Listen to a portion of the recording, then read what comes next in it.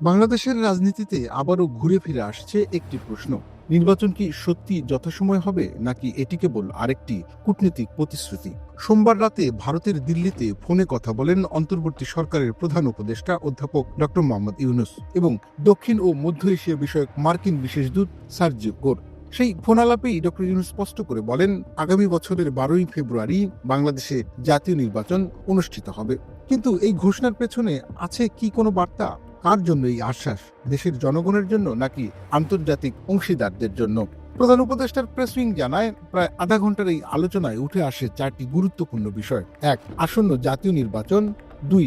বাংলাদেশ যুক্তরাষ্ট্র বাণিজ্য ও শুল্ক আলোচনা। 3. দেশের গণতান্ত্রিক উত্তরণ। 4. তরুণ রাজনৈতিক কর্মী শরীফ ওসমান হাদির হত্যাকাণ্ড। ডক্টর ইউনূস বলেন, বাংলাদেশের মানুষ তাদের ভোটাধিকার ফিরে পেতে অধীর আগ্রহে অপেক্ষা করছে, যে অধিকার তার ভাষায় একটি স্বৈরাচারী সরকার চুরি করেছিল।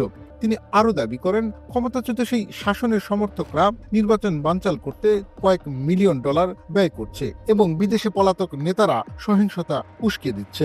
এখানেই প্রশ্ন ওঠে, ডক্টর ইউনূস কেন প্রতিশ্রুতি দিলেন মার্কিন বিশেষ দূতকে? বিশ্লেষকরা বলছেন, এই বার্তার মূল লক্ষ্য আন্তর্জাতিক মহল, বিশেষ করে যুক্তরাষ্ট্র। কারণ যুক্তরাষ্ট্র কেবল বাংলাদেশের একটি উন্নয়ন সহযোগী নয়, বরং নির্বাচন, মানবাধিকার ও গণতন্ত্র প্রশ্নে সবচেয়ে প্রভাবশালী কূটনৈতিক শক্তি। তবে মাঠের বাস্তবতা কি সেই বার্তার সঙ্গে মিলছে?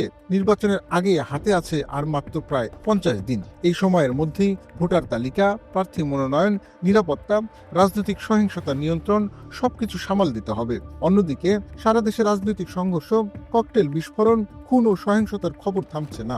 ওসমান হাদির হত্যাকাণ্ড নতুন করে প্রশ্ন তুলেছে, নির্বাচনের পরিবেশ আদৌ কতটা নিরাপদ? ডক্টর ইউনূস বলেছেন, অন্তর্বর্তী সরকার সব চ্যালেঞ্জ মোকাবেলায় প্রস্তুত, কিন্তু প্রস্তুতি আর বাস্তব প্রয়োগ দুয়ের মধ্যে ফারাকটা কতটা? এই ঘোষণার আরেকটি গুরুত্বপূর্ণ দিক হলো ডক্টর ইউনূসের ভাষায় রাজনৈতিক স্পষ্টতা। তিনি সরাসরি স্বৈরাচারী শাসন এবং ক্ষমতাচ্যুত শাসনের সমর্থকদের কথা বলেছেন। এর অর্থ, নির্বাচন শুধু একটি প্রশাসনিক প্রক্রিয়া নয়, বরং এটি হবে একটি রাজনৈতিক হিসাব নিকাশের ময়দান। 12ই ফেব্রুয়ারি নির্বাচন হলে বাংলাদেশ কি সত্যি একটি গ্রহণযোগ্য ও অংশগ্রহণমূলক ভোটের দিকে যাবে, নাকি নির্বাচন হবে কেবল আন্তর্জাতিক চাপ সামাল দেওয়ার একটি ধাপ? এই প্রশ্নগুলোর উত্তর মিলবে খুব শিগগিরই। 12ই ফেব্রুয়ারি শুধু একটি তারিখ নয়, এটি বাংলাদেশের গণতান্ত্রিক ভবিষ্যতের একটি টার্নিং পয়েন্ট।